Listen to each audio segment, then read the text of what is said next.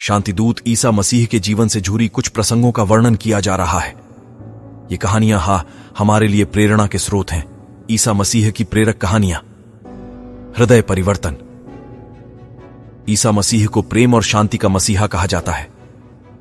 वे एक दिव्य आत्मा थे। उनके जन्म के हजारों वर्षों के बाद भी लोग श्रद्धापूर्वक उनके उपदेशों को सुनते हैं और उसका पालन करते हैं। जॉन से दीक्षा लेने के बाद ईसा जंगल में 40 दिनों तक उपवास किया और निरंतर ईश्वर की आराधना में लगे रहे। तब जाकर उनको वास्तविक ज्ञान की प्राप्ति हुई। ज्ञान प्राप्ति के बाद जब वे भ्रमण पर निकले, उनके बहुत सारे शिष्य बन गए। आम जनता उनके प्रवचनों और उपदेशों को बहुत ही चाव के साथ सुनते थे।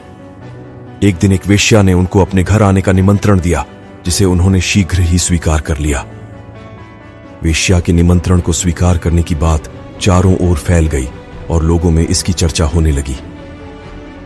उनका एक शिष्य सिमोन उनके पास आया और अपने मन की बात उनसे कह दी। उद्धार करने के लिए क्या सज्जन कम पर गए थे, जो आप बदनाम लोगों के यहां जाने की सोच रहे हैं? इससे आपका नाम बदनाम हो रहा है।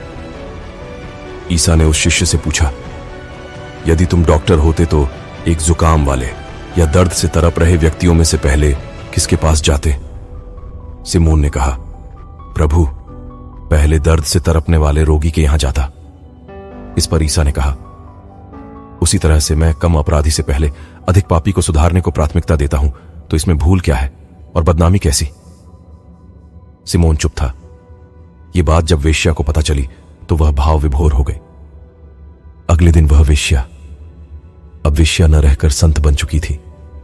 परम ईश्वर के स्पर्श जिस पर लगेगा, उनकी जीवन धन्य हो जाता है। परम पिता की बातें हमारे जीवन को सफलता दिशा में ले जाती है। ईश्वर से बढ़ाकर हमारे जीवन में कुछ भी नहीं। हम लोग अपने जीवन में जो भी सुख पाए हैं, वो सब कुछ परम पिता के वरदान है। उनके आशीष बिना धरती में कोई भी वस्तु या प्राणी का अस्तित्व है ही नहीं। हम लोग सभी परम ईश्वर पिता को दिल से प्रेम करते हैं।